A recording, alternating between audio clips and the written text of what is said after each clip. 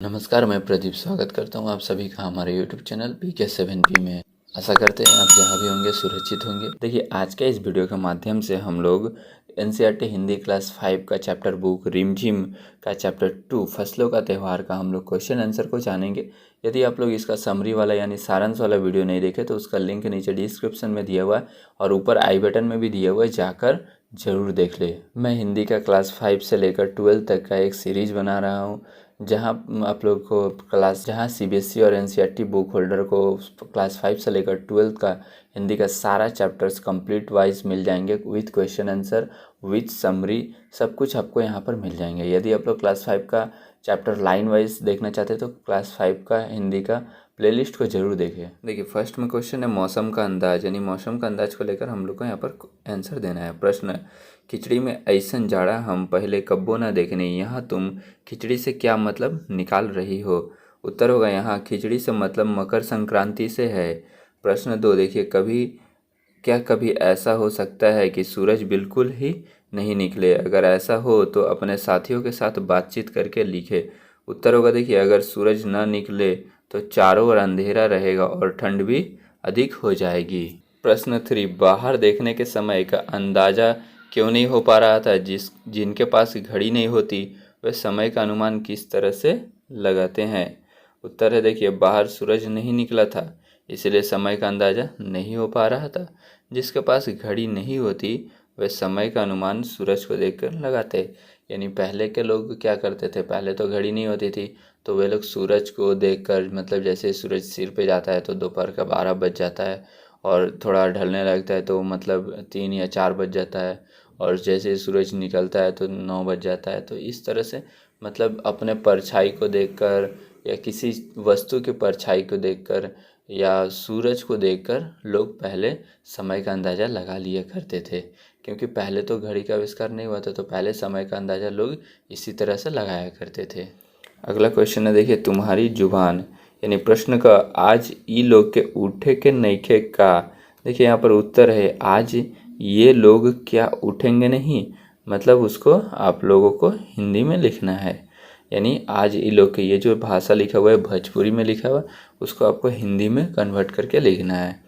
देखिए ख, जा भाग के देख केरा के पत्ता आयल की ना, इन वाक्यों को अपने घर की भाषा में लिखो। उत्तर होगा देखिए, जा भाग कर देख केरा के पत्ते आए या नहीं। अगला क्वेश्चन है देखिए, भारत तेरे रंग अनेक। प्रश्न 1, विविधता हमारे देश की पहचान है। फसलों का त्यौहार हमारे देश के विविध रंग रूपों का एक उदाहरण है। नीचे विविधता के कुछ और उदाहरण दिए हैं। 5-5 बच्चों का समूह एक एक उदाहरण ले और उस पर जानकारी इकट्ठा करे। जानकारी चित्र, फोटोग्राफ, कहानी, कविता, सूचना पारक, सामग्री के रूप में भी हो सकता है। हर समूह इस जानकारी को कक्षा में प्रस्तुत करे। भाषा, कपड़े, नया वर्ष, भोजन, लोक कला, लोक संगीत। अब देखिए यहाँ पर उत्तर होगा भाषा। भारत में हर जगह पर विभिन्न भाषाएं बोली जाती है, लेकिन राष्ट्रभाषा के रूप में सारे भारत में हिंदी का प्रयोग होता है। बात करते हैं हम लोग कपड़े का। भारत के विभिन्न प्रांतों में अलग अलग तरह के कपड़े पहने जाते हैं। अब बात करेंगे देखिए नया वर्ष का। भारत के अलग अलग राज्य में नया वर्ष विभिन्न तरह से मनाया जाता है, यानी न्यू ईयर अलग अलग तरीके से मनाया जाता है। अब देखिए भोजन का। देश के अलग अलग राज्य में विभिन्न तरह के भोजन मिलते हैं, यानी अलग अलग राज्य में अलग अलग तरह के पकवान मिलते हैं और अलग अलग राज्य में सबका अलग अलग तरह के पकवान या भोजन फेमस है। अब देखिए लोक कला। भारत को अलग अलग राज्य में विभिन्न कलाएं विद्यमान हैं जो भारत की संस्कृति को बनाए हुए हैं। लोक संगीत। भारत में सभी राज्य अलग अलग लोक संगीत है। छात्र स्वयं कक्षा में प्रस्तुत करें। प्रश्न 2, तुम्हें कौन सा त्यौहार सबसे अच्छा लगता है और क्यों। इस दिन तुम्हारी दिनचर्या क्या होती है। उत्तर होगा, हमें होली का त्यौहार सबसे अच्छा लगता है क्योंकि इस दिन चारों ओर रंग ही रंग देखने को मिलते हैं। इस दिन हम सुबह से ही जोश और उत्साह से भरे रहते हैं। गुजिया इस त्यौहार की मुख्य मिठाई है जो लोग बड़े आनंद से खाते हैं। देखिए अन्न के बारे में, यानी अन्न को लेकर क्वेश्चन होगा यहाँ पर। प्रश्न का, फसल के त्यौहार का तिल बहुत महत्व होता है। तिल का किन किन रूपों में इस्तेमाल किया जाता है पता करें, यानी तिल से क्या क्या बनाया जाता है, क्या क्या हम लोग रूपों में क्या क्या करके उसको इस्तेमाल करते यूज़ में लाते, इसका आंसर को देना है। उत्तर होगा देखिए तिल से विभिन्न प्रकार के पकवान तथा मिठाइयाँ बनाई जाती है, इससे तिल भी बनता है। ख तुम जानती हो कि तिल से तेल बनता है और किन चीज़ों से तेल बनता है और कैसे, हो सके तो तेल की दुकान में जाकर पूछो।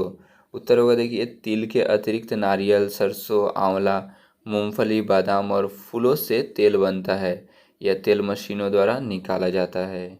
अब देखिए किसान और चीज़ों का सफ़र। किसान और खेती हम में से बहुत लोगों की जानी पहचानी दुनिया का हिस्सा है ही नहीं। विशेष रूप से शहर के ज़्यादातर लोगों को यह एहसास ही नहीं है कि हमारी ज़िंदगी किस हद तक इससे जुड़ी हुई है। देश के कई हिस्सों में आज किसानों को जिंदा रहने के लिए बहुत मेहनत और संघर्ष करना पड़ता है। अगर यह जानने की कोशिश करें कि हम दिन भर जो चीज़ खाते हैं वह कहाँ से आती है, तो किसानों की हमारी ज़िंदगी में भूमिका को हम समझ पाएंगे। आलू की पकौड़ी, बर्फ़ी, आइसक्रीम, इन तीनों चीज़ों के बारे में नीचे दिए गए बिंदुओं को ध्यान में रखते हुए जानकारी इकट्ठा करो और मेरी कहानी के रूप में चीज़ उसे लिखो।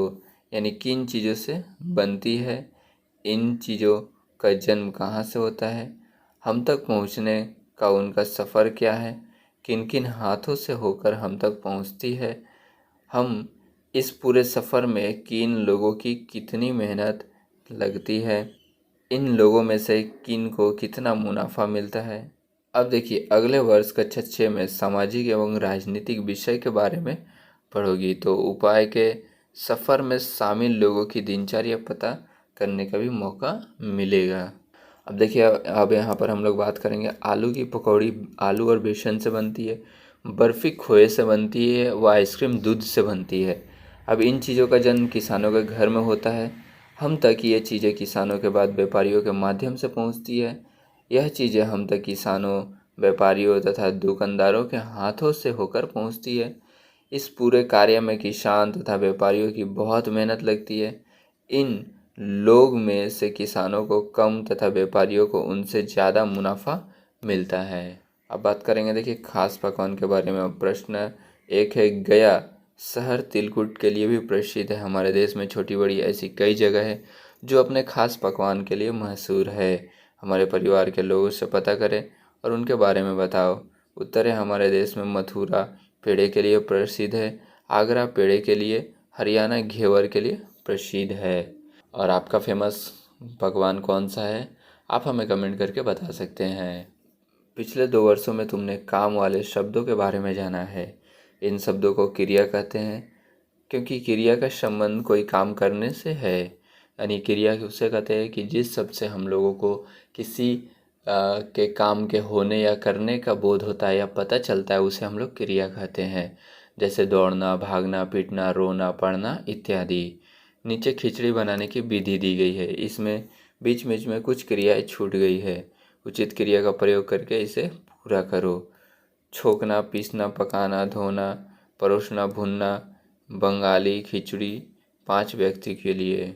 अब देखिए हम लोग साम्राज्ञी मात्रा में क्या क्या लेंगे। अदरक 20 ग्राम, लहसुन के 3 फाँके, इलायची के 3 छोटी दाने, दालचीनी आधा सेंटीमीटर का 1 टुकड़ा, पानी 4 प्याले, मूंग दाल आधा प्याले, सरसों का तेल 3 बड़े चम्मच, तेजपत्ते 2, जीरा छोटी आधा 2 छोटा चम्मच, प्याज बारीक कटा हुआ 1 मंझोल, चावल धुले हुए 1 प्याला, फूलगोभी बड़े बड़े टुकड़ों में कटी हुई 200 ग्राम, आलू छिलकर 4 टुकड़ों में कटे हुए 2, मटर के दाने आधा प्याला, धनिया पीसा हुआ 1 बड़ा चम्मच। I hope my dear student आप लोगों को यह चैप्टर अच्छे से समझ में आई होगी। अगर आप लोगों को इस चैप्टर से रिलेटेड कोई भी क्वेश्चन है, कोई भी डाउट्स है, तो आप हमें नीचे कमेंट करके ज़रूर पूछ सकते हैं। अपना सुझाव या राय भी आप हमें कमेंट करके हमारे तक पहुंचा सकते हैं। अगर आपको यह वीडियो हमारी हेल्पफुल लगती है तो इस वीडियो को कर दीजिए लाइक और चैनल को कर लीजिए सब्सक्राइब। और हाँ, अपने फ्रेंड सबको शेयर ना करना भूलें।